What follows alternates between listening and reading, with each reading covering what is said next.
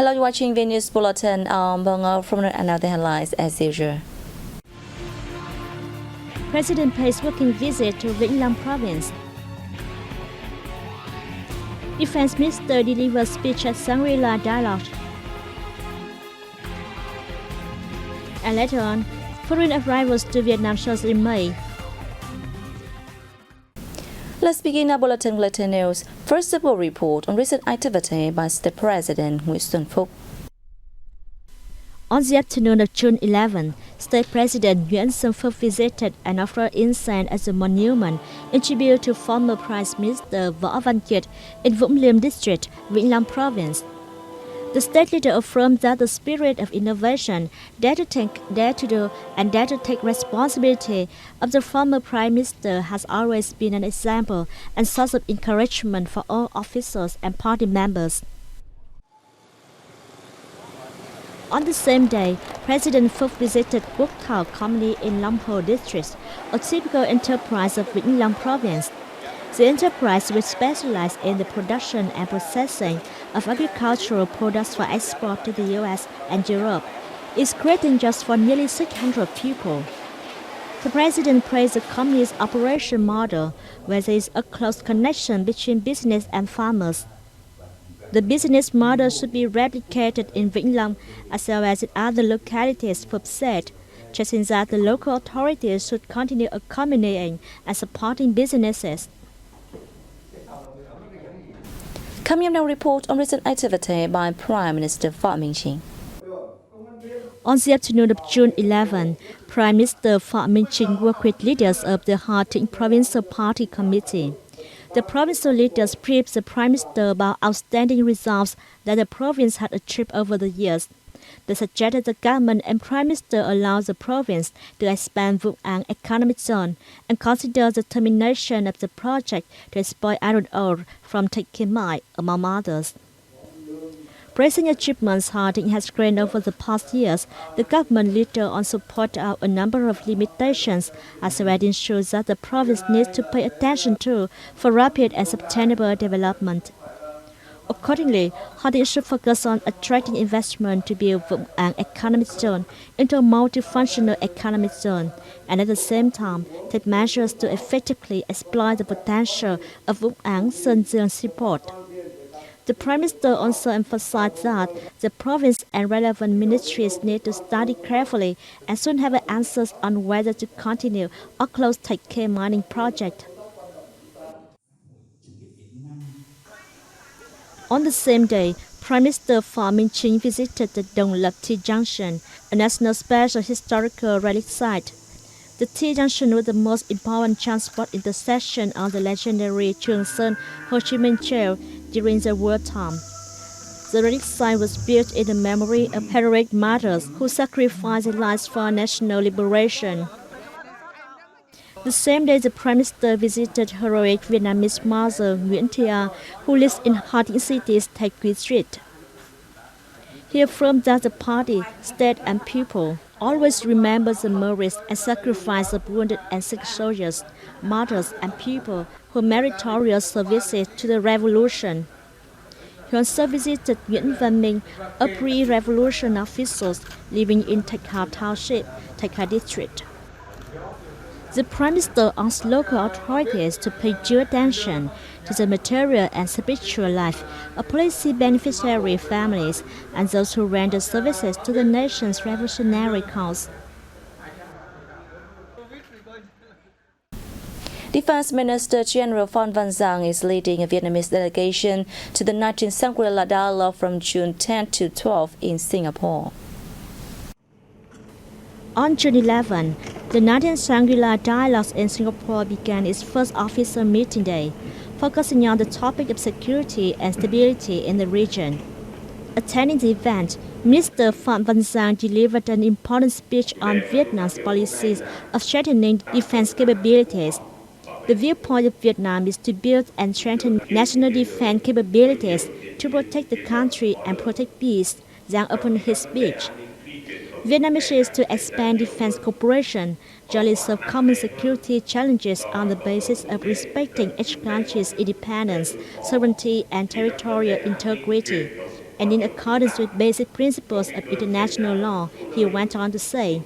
Regarding the issue in issues, Minister Zhang affirmed that Vietnam is resolute and persistent in the principle of settling disputes and disagreements by peaceful means and in compliance with the international law, including the UNCLOS 1982.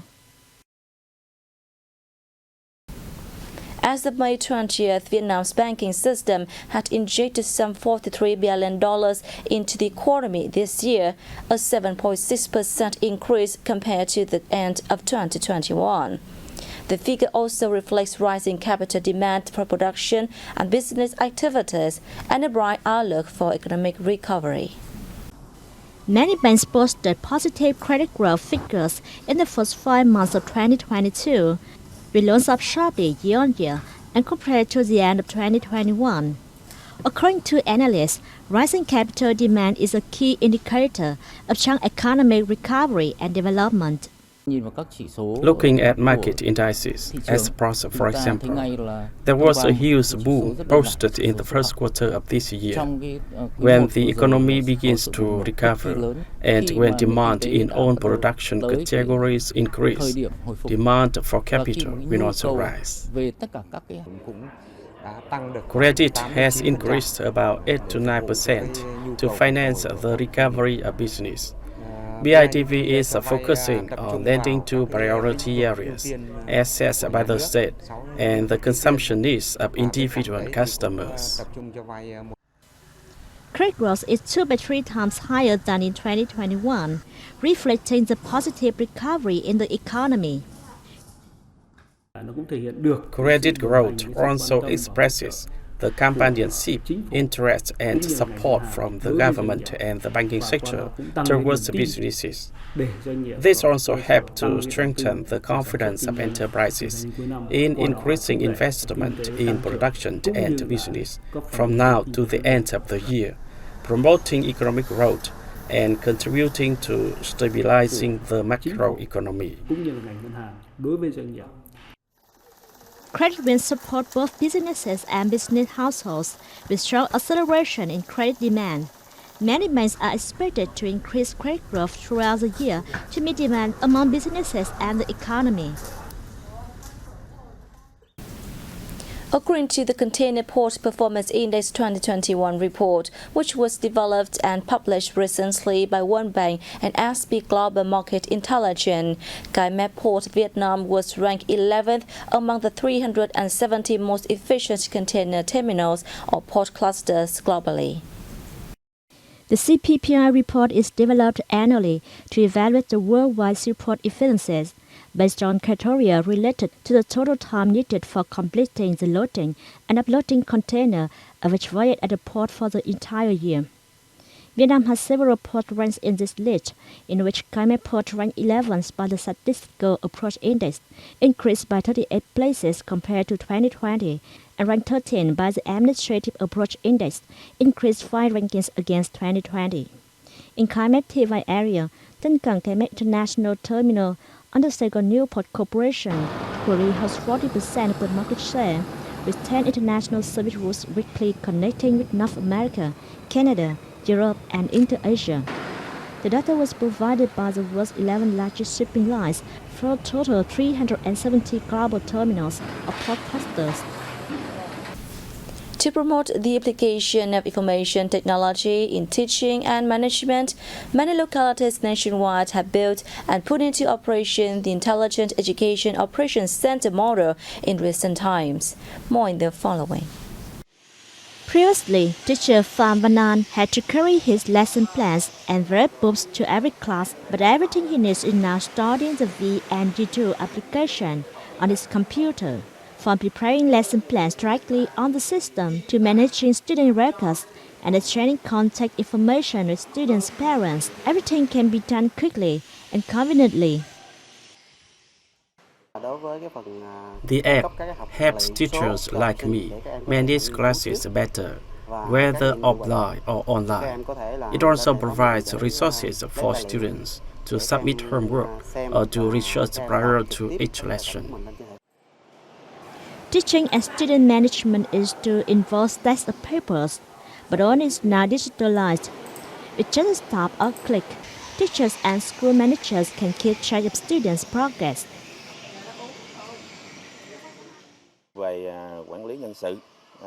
It is convenient and easy to use. When school managers want to look up students' information, contact their parents, update their grades, or send them notifications. Data from the school management software systems at educational institutions in the province is synchronized and integrated on a centralized database. This data is also interconnected with the local IOCs as the industry database of the Ministry of Education and Training. Developing an IOC for the education sector will help managers at the departmental and professional levels grasp directions in teaching and learning in the new context. More than 20 cities and provinces nationwide have been implementing the IOC ecosystem, gradually promoting the application of IT in teaching and management towards comprehensive digital information in education and training sector.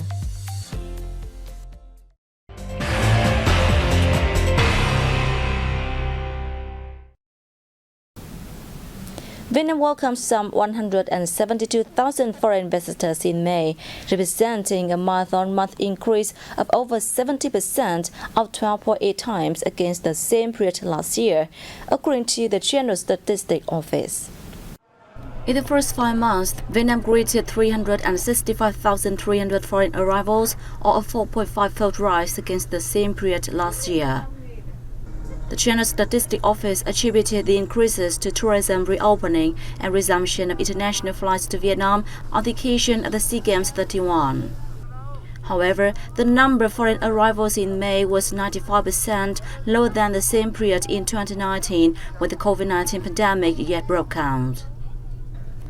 According to the latest report on May 24, 2022 of World Economic Forum, the Travel and Tourism Development Index of Vietnam in 2021 was ranked place 52nd, up 8 places from 2019.